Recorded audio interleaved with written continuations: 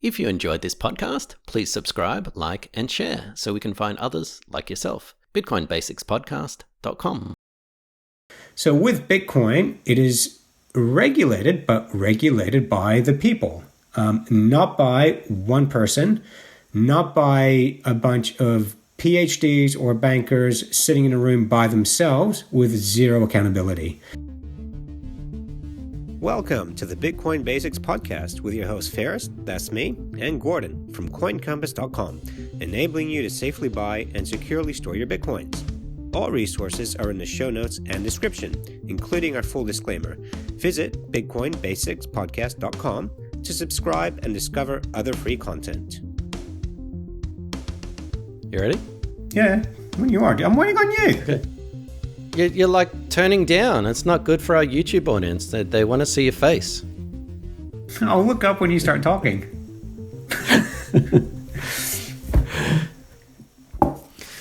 Welcome to another Bitcoin Basics podcast with your host, Gordon. That's me. And we are on day 14 of 30. How's it going in the bunker, Faris? I'm doing very well in my bunker. Thank you, Gordon. Excellent. You want to give us the block heights? Sure. So we are at block 624,487. And according to Bitstamp, the price of Bitcoin is sitting at 6,769. And in the non-Bitcoin world, Gordon, what does that translate to? 5th of April, 2020. So I'll go ahead and, even though this is part 2, I'll go ahead and play the question again. Hi. I understand Bitcoin is like a virtual currency, so it's nothing in the physical form. In that case, how is it stored and who regulates it? As in where do you see, is there a bank that shows what you have? Or what records it's kept for it? Okay, please listen to our previous episode where we answered the first half of that. In the second half, it was asked what is recorded. So I'll take a list quickly because it's fairly straightforward.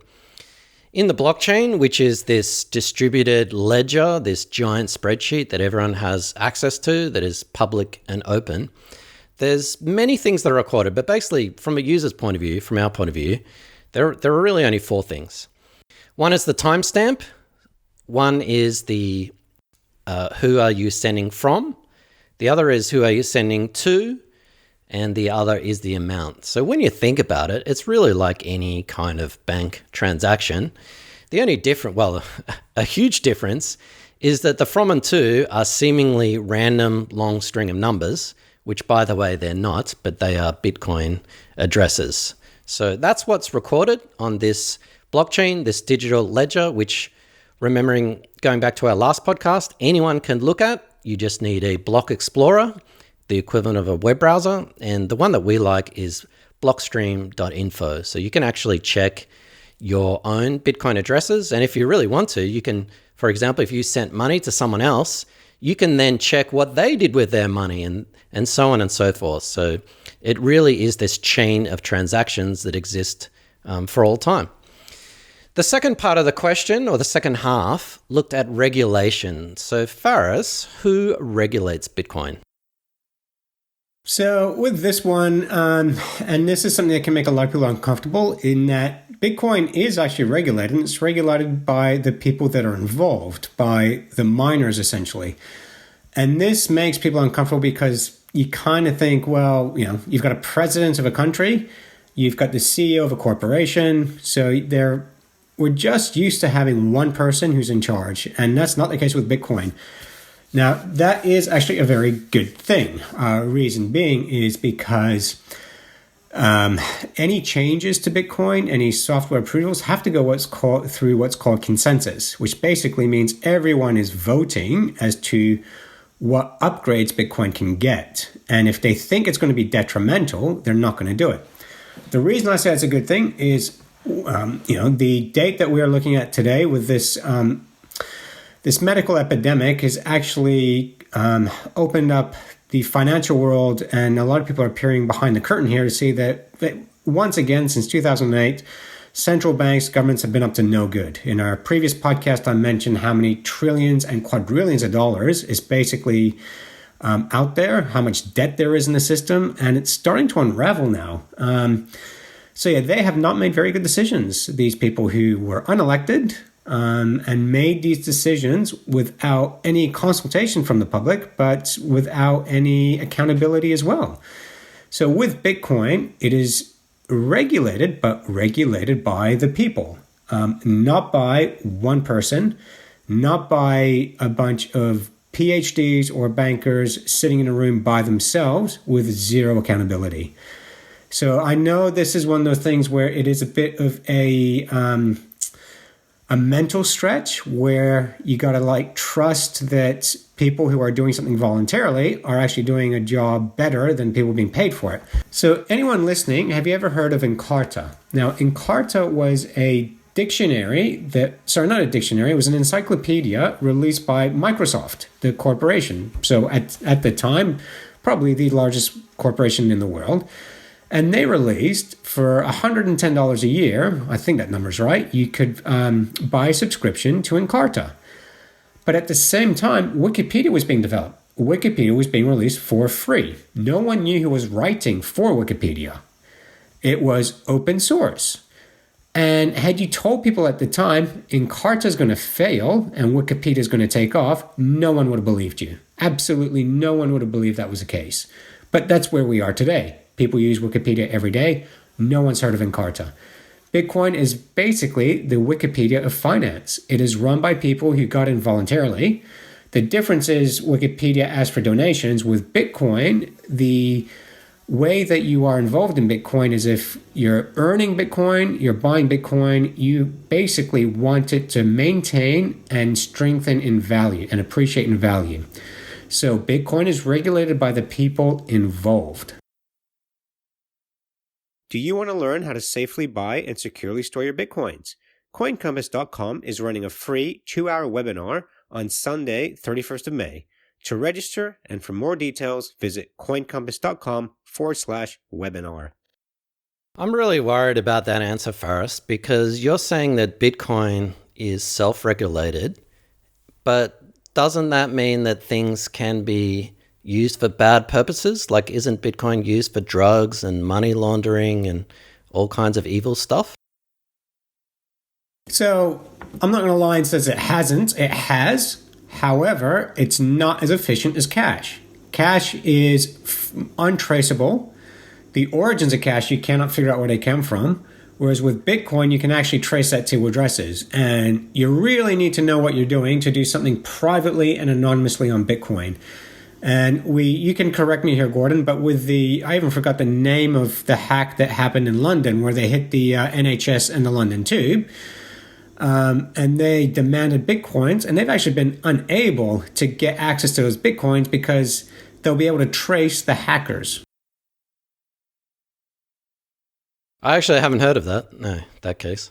No, it was a popular one. It was about 2 years ago, but I'll have to look it up. But essentially, that's yeah.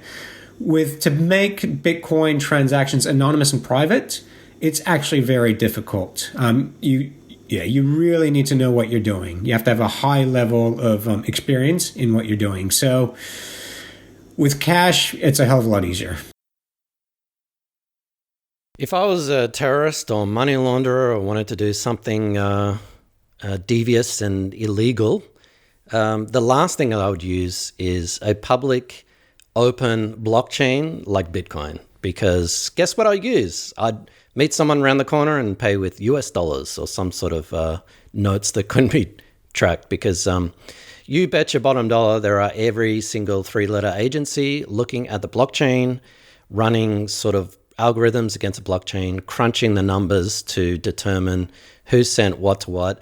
And as we described in the last podcast, even though it looks like the from and the to in terms of the transaction are seemingly random numbers, your Bitcoin addresses, they're not. And so that one transaction might not be able to be tracked, but eventually you can track it down to some kind of real world identity, whether it be some sort of Bitcoin exchange or some website or something. So the last thing I'd be using if I was a criminal is Bitcoin. Yep, couldn't agree more. So, to finish off, and I won't be long with this, but I think I may have discussed this sort of the two layers of Bitcoin before. As Faris said, you can't regulate Bitcoin. People will try, but Bitcoin is software, and I like to use an email analogy because it's quite similar. As far as I know, I don't know about you, Faris, but there are no email police. If I send you a blank subject line, as far as I know, that's not illegal. So it's very difficult to regulate software. It's very difficult to regulate a protocol, which is basically what Bitcoin is. So email, the technology, cannot be regulated. However, the companies around email, Yahoo, Gmail, your internet service provider, all kinds of other companies, they can be regulated. Those companies are public. Those companies have an address. Those companies have a head office. Of course, they can be regulated in whatever jurisdiction. So for Bitcoin, that's Bitcoin exchanges. Bitcoin exchanges are the most heavily regulated businesses. And especially if you're in the US, you bet your bottom dollar that the governments have their hooks into every single Bitcoin exchange. And that's just how it works. So Bitcoin is self-regulated. The software, the technology, as Faris mentioned, the miners, I think it probably broken into three. I would say it's the users, like us, it's the miners, and it's the developers. And each of them have incentives to keep the system honest and to make very minimal changes so that it's stable and secure. But no one of these three parties controls the network or can regulate it by themselves, like what Faris said. So just like mathematics, 2 + 2 = 4 can't be regulated, neither can Bitcoin. Yeah, and that's something I actually didn't answer was, governments have tried to regulate Bitcoin, but to be honest, they don't even understand it that well, and they can't. It is decentralized. I would actually encourage you to listen to our podcast on mining to understand how this works as well. But in essence, they just can't. If they wanted to, they simply cannot do it. Which freaks people out, by the way. My dad is an accountant, and it's like, I don't get it. Who controls it? Who makes changes? Who regulates it? It's just, you're going around and around in a circle. And I've been talking to my dad about Bitcoin for the last 3-4 years, but he comes from an accounting background. And of course, that's heavily regulated. You have government audits, you have private audits, you have all kinds of stipulations and laws and regulations. And even internally, there's processes and procedures. So yeah, look, it is difficult to understand because it's this intangible, abstract asset and concept that really you can't regulate, and some people just can't get their heads around that. It's similar to the internet, I guess. The internet in itself can't be regulated, but the businesses that provide the hardware, the software, and whatever surrounding the internet can be regulated. Cool. Well, I'm hoping we've answered that one, Gordon.